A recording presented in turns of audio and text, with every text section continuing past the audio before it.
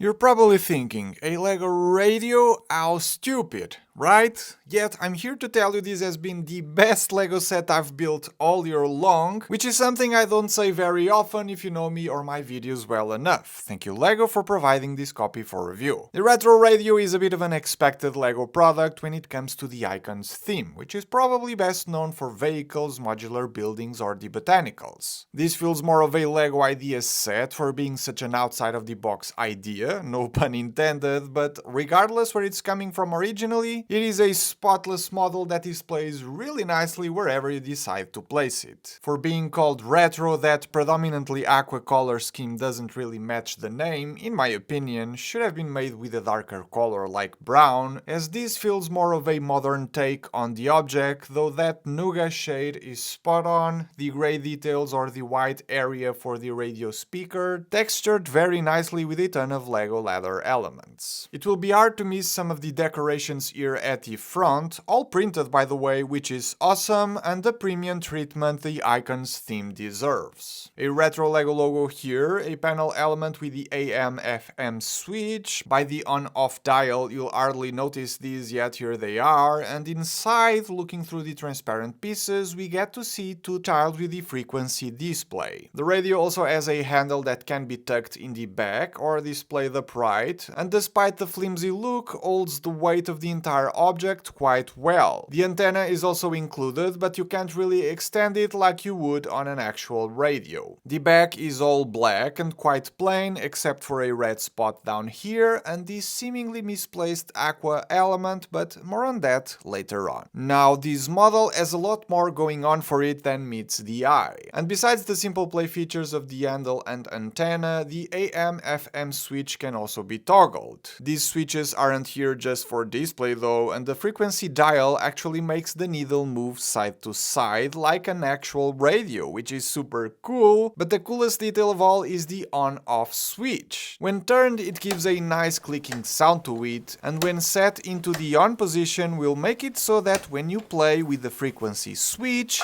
this happens. Tomorrow's weather, another beautiful sunny day.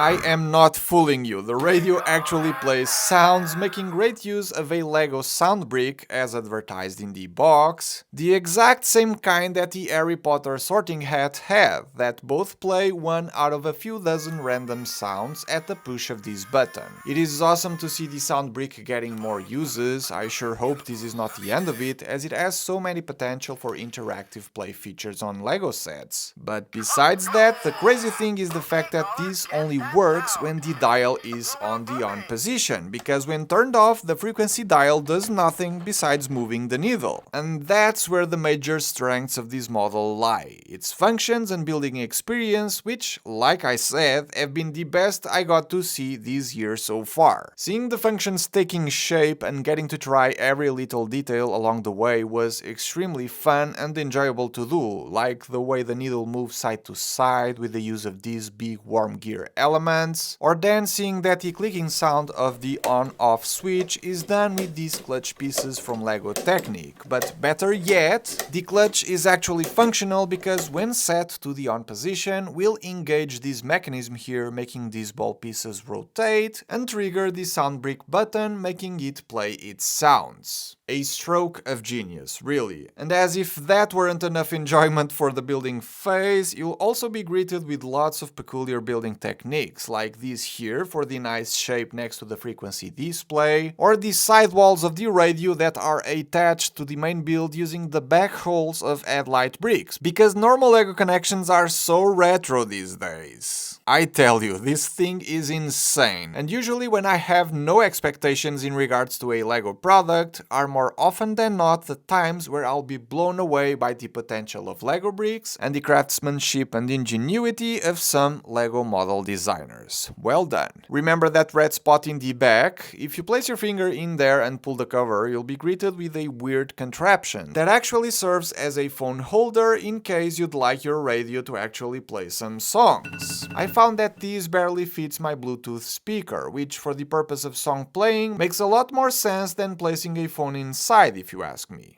This is also how you can access the sound brick in case you need to switch batteries. Now looking at all of this value, 900 pieces, prints and sound brick made me think this thing would be a tad overpriced, like I saw happening with the sorting hat from Harry Potter, even though I honestly thought that one was justified. But surprisingly enough, the retail price will be $100 when it releases on June 1st, which feels really good all things considered. If you're thinking of buying a new LEGO set, this probably would never be one of your first choices, given the size of the LEGO portfolio and the variety of offers it has at any given time. But if, like me, more than the IP stuff, cars or buildings, you enjoy the building experience side of LEGO and are looking for something that will make you go wow a couple times during the build, look no further. The Retro Radio would be my absolute best recommendation to you when it comes to 2024 LEGO products. By the way, if you own both the Retro Radio and the sorting hat, you should totally switch the sound bricks around to have some fun with the sorting radio or the Identity Crisis Hogwarts hat. Yes, clearly you belong in Slytherin. Okay, caller, guess that sound. A refrigerator. Links for purchase in the description if you wish to support the channel, as I may earn a small commission on qualifying purchases, and I'll see you all in the next one.